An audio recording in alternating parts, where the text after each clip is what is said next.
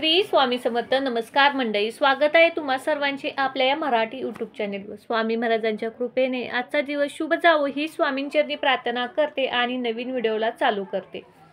तर तुम्हा सर्वांनाच माहिती आहे की आषाढ महिना संपत आलेला आहे आणि श्रावण महिन्याची आपल्याला चाहूल लागत आहे. तर श्रावण महिन्यात आपण सर्वजण भगवान शंकरांची पूजा करत असतो. आपल्या मनातील इच्छा, कठीणातील कठीण इच्छा, सर्व काही जे आहे ते भगवान शंकरांना आपण सांगत असतो व भगवान शंकर आपल्याला या सर्व संकटातून बाहेर काढत असतात. तर श्रावण महिना हा खूप पवित्र महिना आहे. या महिन्यात आपण बरीच पारायण करत असतो, मंत्र स्तोत्र म्हणत असतो, कारण वर्षभरात येणाऱ्या महिन्यांपैकी अतिशय पवित्र महिना म्हणजे श्रावण महिना आहे. तर बघा, श्रावण महिन्यामध्ये आपण शिवलीला अमृताचे पारायण करत असतो. तर ते पारायण कसे करायचे, कोणी करायचे, कधी करायचे, या सर्वाची माहिती आज आपण या व्हिडिओमध्ये पाहणार आहे.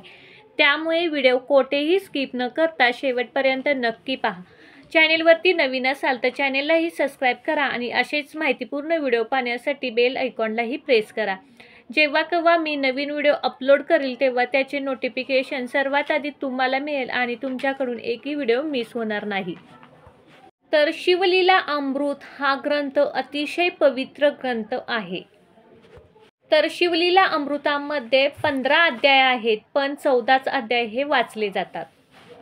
तुमच्या मनात ज्या काही कठीण इच्छा आहेत, प्रदीर्घ काळापासून इच्छा पूर्ण होत नाही, त्या इच्छा पूर्ण करण्यासाठी या ग्रंथाचं पारायण केलं जातं. जर तुम्ही तुमच्या आयुष्यामध्ये खूप अडचणीत आहात, संकटात आहात, त्या संकटातून बाहेर पडण्यासाठी तुम्हाला मार्ग मिळत नाही, तर अशा लोकांनी हे पारायण केलं तर सर्वोत्तम मानलं जातं. तुम्हाला माहिती आहे की भगवान शंकर यांचं नावच भोलेनाथ आहेत आणि हे खूप भोळे आहेत आणि ते भक्तांच्या हाकेला एकदा हाक मारली की लगेच धावून येणारे आहेत. त्यामुळे तुमची कोणतीही इच्छा असून दे, ती तुम्ही एकदा जर यांना सांगितली भगवान शंकरांना, तर ती इच्छा लगेच पूर्ण होते.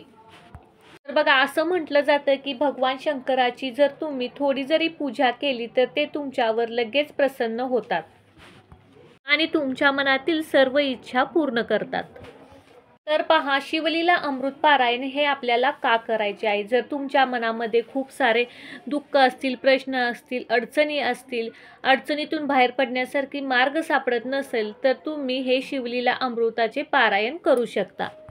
तर पहा, शिवलीला अमृत हे पारायण आहे तर ते आपण 3 दिवसातही करू शकतो व 7 दिवसातही करू शकतो. ज्यांना वेळ नाही किंवा वेळेअभावी काही लोक हे 3 दिवसाचे पारायण करतात, तर काही लोक 2-2 अध्याय वाचून हे 7 दिवसाचं पारायण करत असतात. तर पहा, श्रावण महिना हा खूप पवित्र महिना आहे. ह्या महिन्यात प्रत्येक दिवस हा भगवान शिव यांची उपासना करण्यासाठी पवित्र मानला जातो आणि महादेवांना सोमवार हा खूप पवित्र उपासनेचा पवित्र दिवस म्हणूनही ओळखला जातो. मला या पारायणाला सुरुवात करायची असेल तर तुम्ही श्रावण महिन्यात कोणत्याही दिवशी या पारायणाला सुरुवात करू शकता आणि शंकरांची उपासना करण्यासाठी पवित्र दिवस म्हणून सोमवार मानला जातो. जर तुम्हाला या पारायणाची सुरुवात करायची असेल तर तुम्ही हे पारायणाची सुरुवात सोमवारीही करू शकता. तर पहा, हे पारायण आपल्याला नेमकं कधी करायचं आहे. तर भगवान शंकरांची सेवा किंवा उपासना करण्यासाठी प्रदोष काळ हा सर्वोत्तम काळ मानला जातो. आता तर प्रदोष काळ म्हणजे काय, सूर्यास्तानंतरचा दीड काळ व सूर्यास्ताच्या अगोदरचा दीड तास म्हणजेच प्रदोष काळ होय. तर पहा, प्रदोष काळ म्हणजे 4:30 ते 6:30 या कालावधीमध्येच आपल्याला शिवलीला अमृताचे पठण किंवा पारायण करायचे आहे. तर पहा, काही लोकांना प्रदोष काळामध्ये शिवलीला अमृताचे पारायण करणे जमत नाही. तर अशा लोकांनी काय करायचं आहे, तर पहाटे लवकर उठून तुम्ही हे पारायण करू शकता. तर पहा, या पारायणाला सुरुवात तुम्हाला सोमवारी करायचं आहे. जर तुम्हाला शक्य नसेल तर तुम्ही कधीही या पारायणाला सुरुवात करू शकता. या पारायणाला सुरुवात करत असताना रोज तुम्हाला 2-2 अध्याय वाचायचे आहेत. पहा, पारायण करताना तुम्हाला काय करायचं आहे, तर ज्या दिवशी तुम्ही पारायणाला सुरुवात करणार आहात त्या दिवशी सकाळी लवकर उठायचं आहे, अंघोळ स्नान करायचं आहे. या दिवशी आपल्याला पांढरं वस्त्र परिधान करायचं आहे आणि आपल्याला पारायणाला सुरुवात करायची आहे. त्या अगोदर जर तुम्हाला मंदिरात जाणे शक्य असेल तर तुम्ही मंदिरात जाऊन या. त्याचबरोबर पारायण करताना आपलं जे मन आहे ते शुद्ध पाहिजे. आपल्या मनामध्ये कुणाबद्दल वाईट विचार, कपट किंवा द्वेषाची भावना अजिबात नको आहे. तर बघा, तुम्हाला शिवशंकरांच्या किंवा महादेवाच्या मंदिरामध्ये जायचं आहे, त्यांना नमस्कार करायचा आहे, भस्म लावायचं आहे आणि 11 जी बेलपत्र आहेत ती बेलपत्र तुम्हाला त्यांना अर्पण करायची आहे. आणि शिवलीला अमृत ह्या पारायणाला मी आजपासून सुरुवात करणार आहे असा एक संकल्प आपल्याला सोडायचा आहे. जर तुम्ही शिवलीला अमृत हे पारायण जे आहे ते पहाटे करणार असाल तर तुम्हाला पहाटे मंदिरात जाणे शक्य नाही, तर दिवसभरात तुम्ही केव्हाही मंदिरात जाऊ शकता. जर तुम्हाला मंदिरात जाणे शक्य नसेल तर प्रत्येकाच्याच घरामध्ये शिवपिंड असते आणि शिवलीला अमृत हा ग्रंथ किंवा पारायण चालू करण्या अगोदर आपल्याला आपल्या जी देवघरामध्ये जी शिवपिंड आहे त्या पिंडीवरती आपल्याला 11 बेलपत्र अर्पण करायचे आहे. भस्म, तांदूळ अर्पण करून आपल्याला संकल्प सोडायचा आहे. त्यानंतर तुम्हाला जो महादेवांचा किंवा शंकरांचा जो मंत्र आहे, ओम नमः शिवाय, ओम नमः शिवाय, हा तुम्ही करायचा आहे. हा मंत्र तुम्ही 1 वेळा करू शकता, 2 वेळा करू शकता, 3 वेळा किंवा 11 वेळाही करू शकता. तर हा जो मंत्र आहे तो मंत्र बघा, जर तुमच्याकडे रुद्राक्षाची माळ असेल तर त्या माळेवरही केलेला अतिशय उत्तम मानला जातो.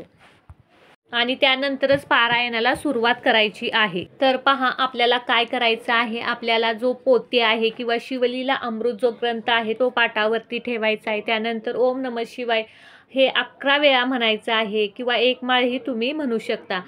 त्यानंतर मनोभावे आपल्याला प्रार्थना करायची आहे, आपला संकल्प सोडायचा आहे. मनात ज्या काही इच्छा आहेत त्या इच्छा पूर्ण करण्यासाठी आपण प्रार्थना करायची आहे आणि नंतरच पोथी वाचाय चालू करायची आहे. तर बघा, पोथी वाचताना आपल्याला जर शक्य असेल तर पांढरे वस्त्र परिधान करा, कारण महादेवांना किंवा भगवान शंकरांना पांढरे वस्त्र हे किंवा पांढरा रंग हा खूप आवडतो. त्यामुळे सोमवारी किंवा श्रावण महिन्यात जेव्हा तुम्ही पारायण करणार आहात त्या दिवशी तुम्ही आवर्जून पांढऱ्या रंगाचे कपडे घाला. बघा, त्यानंतर आपल्याला भस्म लावायचा आहे. जो आपण भगवान शंकरांच्या पिंडीला भस्म लावतो तोच भस्म आपल्याला आपल्या कपाळीही लावायचा आहे. तर बघा, भस्माची आपण 3 बोटं आपल्या कपाळी लावत असतो, तर ते ब्रह्मा विष्णू महेशा यांचं प्रतीक आहे. म्हणून आपण अशा पद्धतीनं भस्म हे आपल्या कपाळी लावायचं आहे. आणि जो शिवलीला अमृत जो ग्रंथ आहे त्याला पण तुम्ही थोडासा भस्म लावायचा आहे. पांढरं फूल व्हायचं आणि धूप दीप दाखवून आपण पारायणाला सुरुवात करायची आहे. तर बघा, शिवलीला अमृताचे जे अध्याय आहे ते खूप छोटे छोटे आहेत. त्यानंतर सर्वात महत्त्वाचे म्हणजे नियम. तर शिवलीला अमृत पारायण करत असताना कोणतेही नियम नाहीत, फक्त एकच नियम आहे, तो म्हणजे मांसाहार कटाक्षाने बंद करावा. त्याचबरोबर जर तुम्हाला पिरियड असतील किंवा सुतक विटाळ असेल तर अशा काळामध्ये ही सेवा करायची नाही. त्यानंतर तुम्ही करू शकता.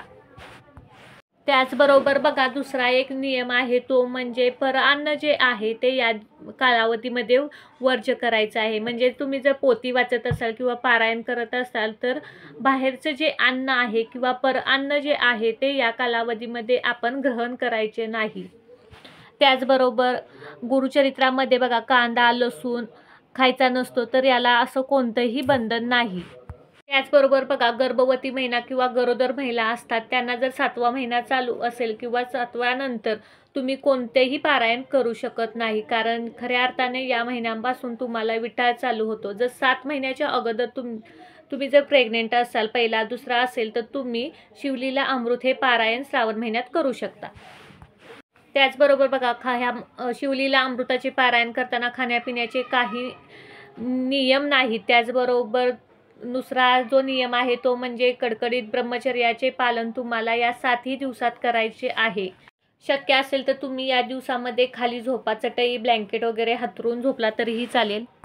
बघा 7 दिवस तुम्हाला हे पारायण करायचे आहे. हे पारायण जे आहे 7ही दिवस एकाच ठिकाणी बसून करायचं आहे. त्याचबरोबर एक आसन घेऊनच करायचं आहे. म्हणजे आज जर तुम्ही देवघरासमोर किंवा देवासमोर बसून जर हे पारायण करत असाल तर उद्याही तिथंच म्हणजे 7ही दिवस एकाच ठिकाणी बसून हे पारायण करायचे आहे. त्याचबरोबर बघा जर तुम्ही पहाटे हे पारायण करत असाल तर पहाटेच पारायण करा. एक दिवस पहाटे, दुसऱ्या दिवशी दुपारी अशा प्रकारे तुम्ही टाईमही बदलू नका. त्याचबरोबर बघा नैवेद्य काय दाखवायचा. जर तुम्हाला शक्य असेल तर तुम्ही जी रोज पोळी भाजी करता किंवा चपाती भाजी करता त्याचाही तुम्ही नैवेद्य दाखवू शकता. जर तुम्हाला हेही शक्य नाही तर तुम्ही रोज आपण दुधाचाही नैवेद्य दाखवू शकता किंवा खडीसाखरेचाही नैवेद्य तुम्ही दाखवू शकता. बघा त्याचबरोबर तुम्ही जी ही मांडणी शिवलीला अमृताची जी मांडणी आहे किंवा ग्रंथाची पोथी तशीच तुम्ही देवघरात 7ही दिवस ठेवायची आहे. तिची हलवाहलव करायची नाही. तर पहा 7 दिवसानंतर तुमचे हे पारायण झाल्यानंतर तुम्हाला काय करायचे आहे तर भगवान शंकरांच्या मंदिरामध्ये जाऊन तुम्हाला एक पांढरं वस्त्र आणि तांदूळ हे या मंदिरामध्ये दान करायचे आहेत. तिथं जे गुरुजी आहेत त्यांना तुम्हाला या गोष्टी दान करायचे आहे. जर तिथे करणे दान शक्य नसेल तर तुम्ही गोरगरिबांनाही देऊ शकता. ही पोथी वाचल्यानंतर तुम्हाला पांढरे वस्त्र आणि तांदूळच फक्त दान करायचे आहेत. काय हे झालं पारायण कसे करायचे, नियम, अटी. तर प्रत्येक अध्याय वाचल्यानंतर आपल्याला काय फलश्रुती मिळते ते आपण पाहणार आहे. तर पहिला अध्याय वाचल्यानंतर आपल्याला काय मिळते तर बघा पहिला अध्याय वाचल्यानंतर आपल्याकडून नकळतपणे झालेल्या चुकातून किंवा पापातून आपल्याला मुक्ती मिळते. दुसरा अध्याय वाचल्यानंतर आपल्याला जी शिवरात्री करतो आपण त्या शिवरात्री केल्याचं फळ मिळतं. आणि तिसरा अध्याय वाचल्यामुळे आपली रोगराई नष्ट होते. त्यानंतर पहा चौथा अध्याय वाचल्यानंतर आपले शत्रू नष्ट होतात किंवा जे शत्रू असतात तेही आपले मित्र होतात. जर तुम्ही 5वा अध्याय वाचला तर तुमची जी कर्जमुक्ती आहे ती होईल व सर्वत्र विजय होईल.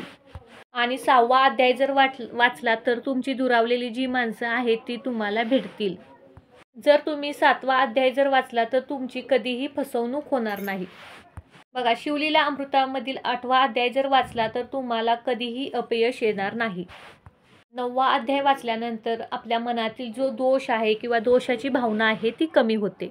त्यानंतर पहा 10वा अध्याय. 10वा अध्याय हा ज्यांना संतती होत नाही त्यांचे संततीचे सुख मिळत नाही अशाने जर 10वा अध्याय वाचला तर त्यांना संतती प्राप्त होते व संतती सुख मिळते. तर पहा 11वा अध्यायामध्ये सर्व रुद्रांचे महत्त्व सांगितलेले आहे. आणि जर तुम्ही 11वा अध्याय हा जर वाचला तर तुम्हाला सर्व शिवलीला अमृत ग्रंथाचे पारायण केल्याचे जे पुण्य आहे ते मिळते. आणि त्यानंतर जर तुम्ही 12वा अध्याय वाचला तर तुमची जी पापबुद्धी आहे ती नष्ट होते. त्यानंतर 13वा अध्याय वाचल्यानंतर शत्रूचा पराभव होतो. जर तुमच्यावर कोण नाराज झालेला असेल, दुःखी झालेला असेल, ती माणसे जर परत यावी अशी वाटत असेल तर तुम्हाला शिवलीला अमृतामधील 14वा अध्याय तुम्हाला वाचायचा आहे. तर पहा अशा प्रकारे शिवलीला अध्यायाच्या प्रत्येक अध्यायाची फलश्रुती आहे. जर तुमच्या आयुष्यामध्ये खूप कठीण संकट असतील, समस्या असतील तर तुम्ही यामधील प्रत्येक अध्याय हा वाचू शकता किंवा 7 दिवसाचे हे पारायण करू शकता. जर तुम्हाला हा व्हिडिओ आवडला असेल तर व्हिडिओला लाईक करा, जास्तीत जास्त लोकांपर्यंत शेअर करा आणि अशीच माहितीपूर्ण व्हिडिओ पाहण्यासाठी चॅनेललाही सबस्क्राईब करा. श्री स्वामी समर्थ.